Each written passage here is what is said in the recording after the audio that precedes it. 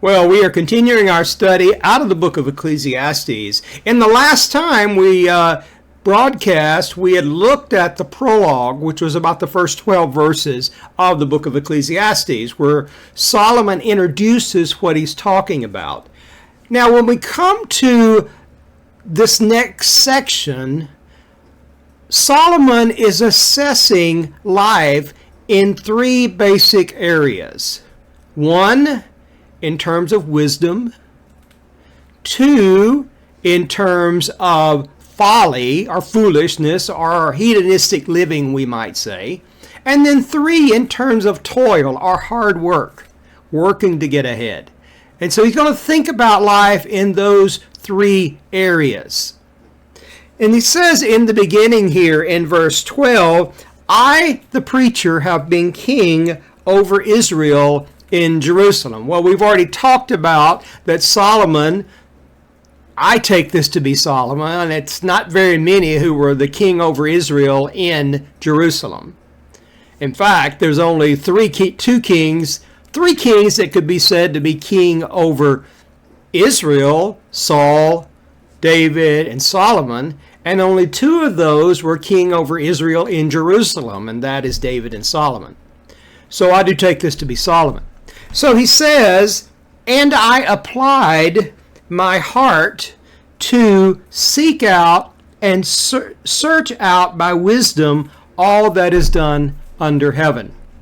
If you remember, when Solomon became king, God asked him, what shall I do for you? And he said, give me a wise and understanding heart to judge your people. So Solomon was a man that was known for having great wisdom. Great wisdom. Now, how do we call wisdom here? Well, in the wisdom literature overall, wisdom is that which is in accordance with God's law and God's word. But there's also a human wisdom that is kind of a philosophy, you might say. So when Solomon says, I applied my heart to seek and search out by wisdom all that is done under heaven. In other words, he is applying his intellect to try to figure out what is going on in the world. And Solomon is, as much as any person, equipped to do that. He was a very, very wise man.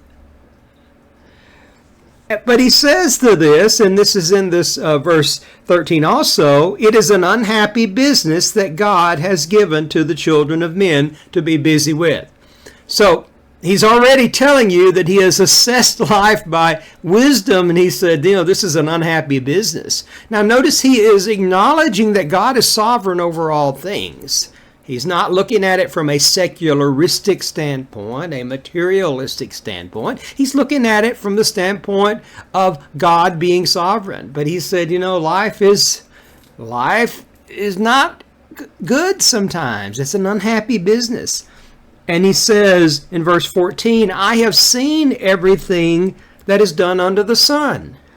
And behold, all is vanity and striving after wind. So he's saying that I've been observing life. I've been observing it with my wisdom of what goes on in this world.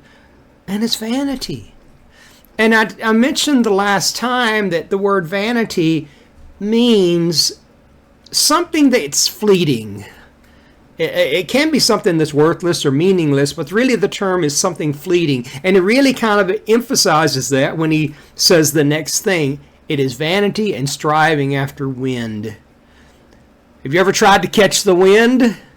Well, we don't do that because we know we cannot catch the wind. And that's the point Solomon is making. Trying to obtain and trying to get ahead in this life by your wisdom, by your own knowledge, and by your understanding is ultimately a failed enterprise, is the point, because everybody kind of ends up the same. Now, he's going to deal with that in more detail, so that may sound a little difficult. But he said, I've observed life, looking at it by wisdom, and it's all vanity. Verse 15, what is crooked cannot be made straight, and what is lacking cannot be counted. He said, there are things that are just not right in this world, and they can't be made right. Now, understand the perspective from which he is coming. We would say, well, wait a minute, there is regeneration, there is God making us new in Christ. Well, of course, that's true. And that is the only way the crooked can be made straight. But Solomon's looking at it from a purely secular standpoint. It's not that he is a secular man, but he's looking at it from a human wisdom standpoint.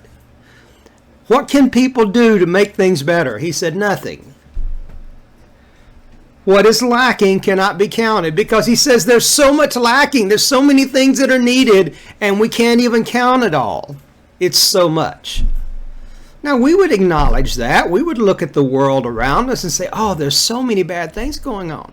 Now, we love the world, and we know there's a lot of good things in the world. There's a lot of blessings in the world, but there's a lot of wickedness, and there's a lot of bad things.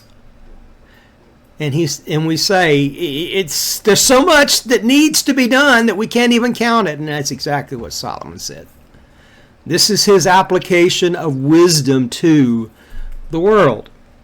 Verse 16, he said, I said in my heart, I have acquired great wisdom, surpassing all who were over Jerusalem before me. And my heart has had great experience of wisdom and knowledge. He was the wisest man who ever lived. There's been no one wiser than Solomon. There's been no one who had people come just to hear what Solomon had to say, like it was with Solomon. And he says, so I have all this great wisdom that I have acquired. And I've got this great experience. In verse 17 he said, and I applied my heart to know wisdom, and to know madness and folly. And I perceived that this is all but striving after the wind. He says, I take my wisdom and I examine different areas of life. I've looked at things by my wisdom. I've looked at madness, craziness. I've looked at folly, which we would say is, you might say, sinful, pleasure-seeking living. Just doing what you want to do because it makes you feel good. He said, I've sought after that. I've applied myself to that, and it's nothing but striving after the wind. You can't grab it. There's nothing there. You grab it, and it's gone. And he said, this is what happens in life. Then he says in the last verse here, in verse 18, and this is kind of the result of his seeking after wisdom and examining life by his wisdom. He said, for in much wisdom is much vexation, and he who increases knowledge increases sorrow. Wow. What is he saying there? He says, by me being so wise, I can see in so many things.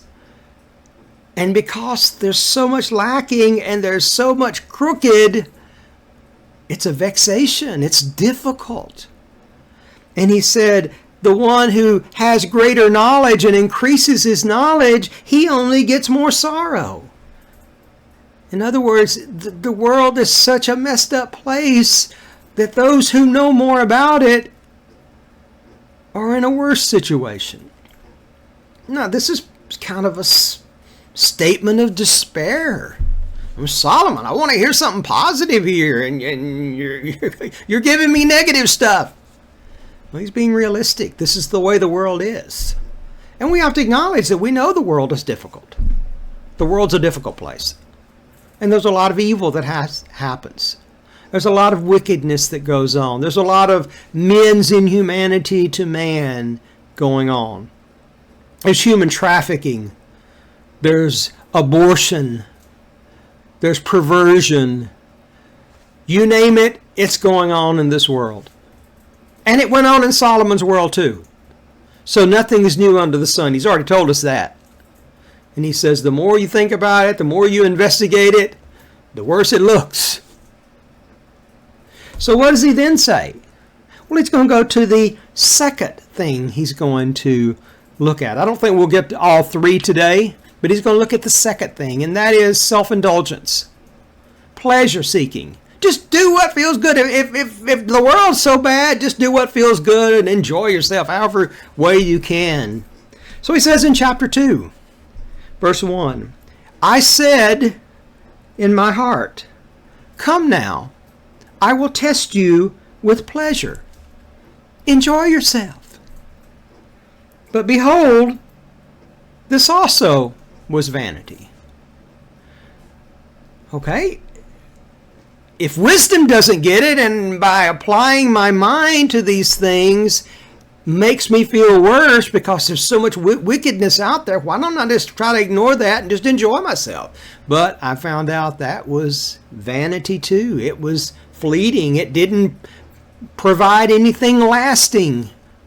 Once again, that vanity, fleeting, can't grasp it. It's like breath. It's like wind. You can't grab it. It's striving after the wind. Verse 2, I said of laughter, it is mad. And of pleasure, what use is it? Madness. Laughter, just laugh. Let's just laugh our lives away. So it's mad.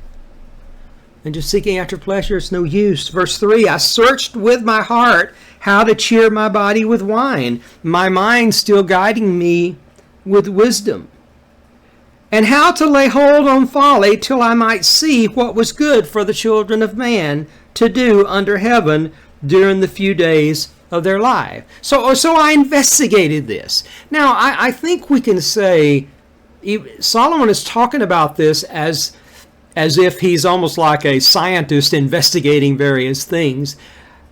It's possible this is a literary device, and he is talking about really what he did in life. I mean, I think Solomon really did investigate it, and he dealt with this in various aspects of his life. He tried to do things by wisdom, and then he went down a pleasure route. A lot of people do that. And he said, I made great works. So it wasn't just foolish seeking of pleasure. He was seeking for, you might say, renown.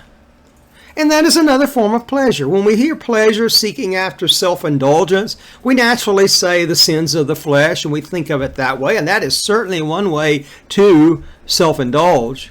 But another way is to try to get renown and try to leave your mark in the world. I want to be famous. You know, there's a lot of people that are really working hard to be famous and to be well known. And so that's another way to self-indulge, because it pleases my flesh if I attain this and everyone's looking at me. So he said, I make great works. I built houses and planted vineyards for myself. I made myself gardens and parks. And I planted in them all kinds of fruit trees. I did a lot of good works. Enjoying myself. My self-indulgence was showing my greatness. Verse 6. I made myself pools from which to water the forest of growing trees. The scripture tells us that in some of the Chronicles and the Kings, that people came to Solomon to hear his wisdom. They came to him to know what he had discovered. Solomon investigated a lot of things. He could talk about birds. He could talk about plants. He was, you might say, an amateur scientist, or maybe a scientist in full right in that day. And people came to learn about these things. So he was a man that was interested in tilling the ground and how to water and how to irrigate. He says in verse 7, I bought male and female slaves and had slaves who were born in my house. So he's increasing his manor, you might say, his plantation or his property holdings. He's increasing that. He said, I had great possessions of herds and flocks, more than any who had been before me in Jerusalem. So I gathered all of these things, and this was part of my self-indulgence to grow in my wealth and grow in my flocks. He said, I also gathered for myself silver and gold and the treasures of kings and provinces. I made more and more money. I accumulated gold. I gained land. I had provinces. I gained more territory. During the reign of Solomon, Israel was larger than it ever got. It went all the way to the Euphrates. So Solomon did that. He gained territory. He says, I got singers, both men and women, and many concubines, the delight of the sons of men. So he had a harem, which was common in that day. He had many wives and many concubines. And for a king in that world and in that era, this was the sign of your magnificence. Because you had such a harem as large, and you had these lands that were so much. You had so much property. You had so many fields. You had so many herds. You had all of these slaves and everything. This was a sign of success. And it was a sign of self-indulgence. Indulging what he wanted to do to be like everybody else and to be greater than everyone else. And he was greater than everyone else in that regard. Then he said, in verse 9, so I became great and surpassed all who were before me in Jerusalem. No king was like me. I did more than anybody. I was greater than my father David, as great as he was. Also, my wisdom remained in me. So he said, I still was a wise man, even though I had all of these things. And then verse 10, he says, and whatever my eyes desired, I did not keep from them. I kept my heart from no pleasure, for my heart found pleasure in all my toil, and this was my reward for all my toil. He said, I found pleasure in it. So, as I said, seeking your own pleasure, seeking self-indulgence is not all just riotous living and sinful living in that sense of doing wicked things. It may be indulging yourself to make as much money as you can or to have as big a house as you can have. And that's the kind of thing Solomon is talking about here. And he said, I did it better than anybody. In verse 11, he said, then I considered all that my hands had done and the toil I had expended in doing it. I'm thinking about what I've done and how much work I put into it. And he says, and behold, all was vanity and striving after wind, and there was nothing to be gained under the sun. Wow. He says, I sought all this materialism. I worked extremely hard. And I accomplished everything, and I accomplished more than anyone else accomplished. I did it all. But in the end, I found it was all meaningless. It was all fleeting. It did not satisfy. And it was striving after the wind. And in the end, while I had gained all of this, there was no real profit because I was still in the same place I was. And once again, this is kind of sounds like a despair. And it is to a certain extent. But he's going to tell us, how do we get past this? Now, when we go to the next time, we're going to look at it. He's going to go to that third area. He's going to look at toil. And he's going to look at wisdom. And he's going to have an assessment. It's going to be first a negative assessment. But then he's going to give a way out. Okay, here's the way you enjoy life. Here's how in this world in which just working hard and just accumulating things is not going to solve your problem. And he's going to say there's going to be another equalizer, that we're going to die. And so all that we did is going to go to somebody else. He'll talk about that next time. But he gives a way out, or a way to have the good life. even though the world is difficult. So next time we get together, we'll look at that. As Solomon continues this journey, it looks a little dark at this point, and there's a lot in Ecclesiastes that's kind of dark, but understand this is a very realistic book. It's a book that sees life as it is, and it sees the truth, and it's going to give us some good answers. So we'll go back to this next time.